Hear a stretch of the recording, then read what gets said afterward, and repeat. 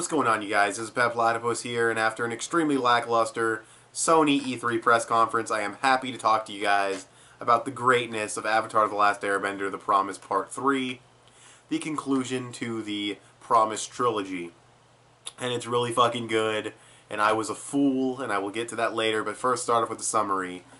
Great dream sequence between Aang and Zuko with the two armies fighting, and the rain and the lightning, and you have Ozai over Zuko's shoulder and Roku over Aang's shoulder, and they're trying to, tell Aang and Zuko what to do, and Aang ends up finishing off Zuko, but you don't see the whole thing, and it's just a really cool dream sequence. Then Aang and Katara end up reaching Yudao to warn everybody. We see Sneers, which we've been seeing him a couple of times here and there. He's like one of the freedom fighter dudes, I think from like the episode where Jet got introduced. They know him very well, which is weird because he's such an irrelevant character throughout the main anime, so for him to be so relevant here is kind of weird, and how, buddy-buddy they are with him and how well they know him. But that's kind of a nitpick. We end up seeing the other branch of the Avatar Aang fangirls, but these ones take it way more seriously. They're like super into Airbender philosophy, they wear the outfits, they got the tattoos. They're actually taking this seriously, but Aang is offended, he is super salty, salty beyond belief. He's like, they're sacred, you're disrespectful, what the fuck, he flies off. Katara goes after him, they have this conversation. Zuko's side of the story is really good too. I like when his army is getting closer, and he wants his uncle's guidance, but he wants to leave him out of this. He's so respectful to Uncle Iroh. He's like, you know what, no, I'm not going to bother you with this, I'm going to figure this out on my own, even though I miss you. And I was like, damn, that is so good. That is such good characterization for Zuko right there. And then we have Sokka, Toph, and Suki's side of the story, where they kind of get in with the Fire Nation army and they try to slow them down through the tanks. And I believe that's pretty much all the main storylines. That's all our characters right there. The protesters end up showing up while Aang and Katara are having this conversation, and Aang tries to slow them down, but they end up getting through the wall, and they start fighting. Then the Earth army shows up with the king, and then Zuko shows up, and the fighting starts, and Aang gets extremely mad, and he goes into the Avatar state, and Katara says, no, stop, you need to go figure this out, come to a conclusion, whatever it is, I'll be okay with it. So Aang goes off while Toph, Sokka, Katara are fighting everybody off. And that's pretty much everything to talk about before all the really good shit to talk about. So first off, the smaller things. Toph's students showing up and helping out, flipping the helmets and using the coins, that was really good. She had an effect on these characters, they're metal benders now. They're her first successful students, almost like a precursor to her, metal bending police that she eventually has. And it's just really, really cool. They're fighting alongside her, and they have a little bit of development for each of them. Not too much. Mainly the dude who hates everything, because now he wants to be a poet or whatever. They're still not the most interesting characters, but they came into play when it mattered. They tied into the end, and that's why I'm a fool, is because I was like, this stuff feels fillerish. It's fucking Avatar. Am I retarded? Anything that feels fillerish in Avatar almost always comes back, unless it's the Great Divide. But fuck the Great Divide. But anyways, so they show up, and even the Avatar chicks, they help, peacefully keep the armies from fighting each other by using some kind of, airbender motions and everything.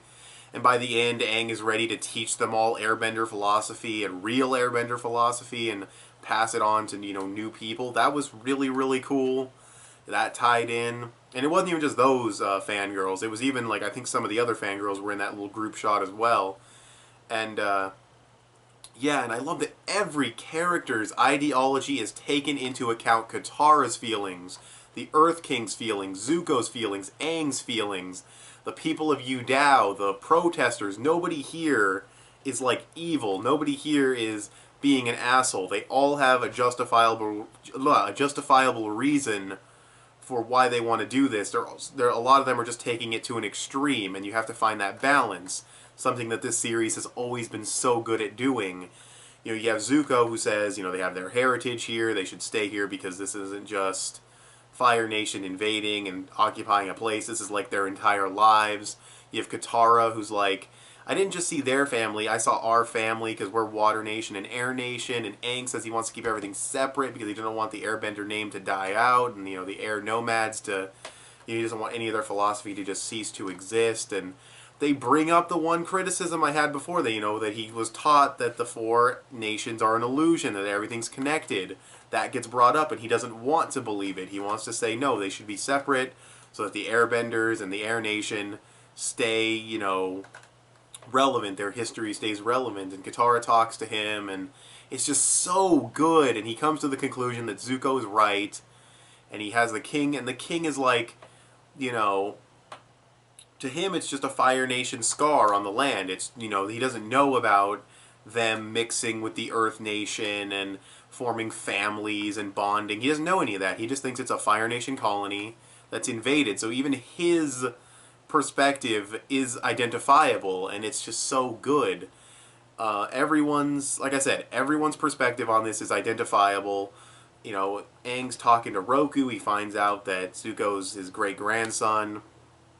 I believe great-grandson. And, yeah, the big fight between Zuko and Aang that I didn't want to see, that ended up not happening. They found a good way of resolving this. Kind of. They didn't really fully resolve it. But Aang, did that really badass earthbending thing where he split off the town so that the fighting would stop. And the king went in there and, he wanted to look around, and then Zuko passes out for a few days.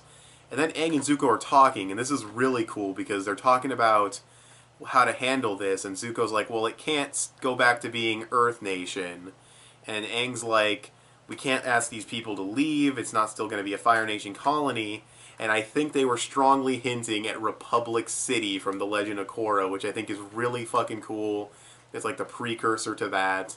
So where was I? Oh yeah, the strong hinting at Republic City, that was epic.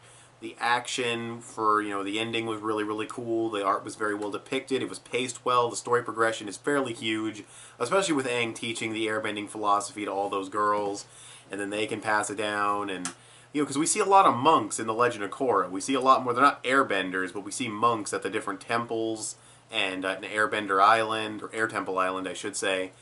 And it's kind of like, well, where did those guys come from? And I think this is kind of also a precursor to that, with Aang teaching it to all these chicks, and then, they go off and they find husbands and they pass it down to their kids, because the Korra takes place like 80-something years later, so it makes sense that, a lot of time passes, that philosophy would be passed down another generation. Everything ended up tying together. Everything played out really well. I love how everyone's perspective was taken into account and how everybody was identifiable, especially the Aang and Katara thing and how she saw.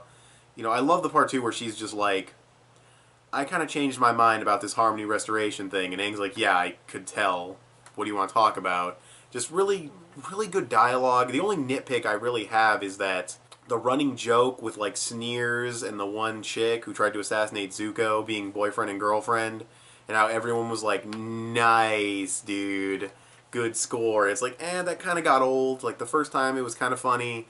And then once it got around to, like, Sokka doing it, I was like, oh, okay, this joke kind of overstayed its welcome. But if that's my biggest complaint, this thing is fucking phenomenal. Like, is there something I missed? Is this thing really as good as I'm about to say it is? Because I'm about to give this thing an 11 out of 10. That's right, like, I'm even more calm now than I would have been. Like, if I had reviewed this after I first read it, I would have been, like, jizzing myself. Like, I loved this final chapter. I thought it wrapped up very nicely.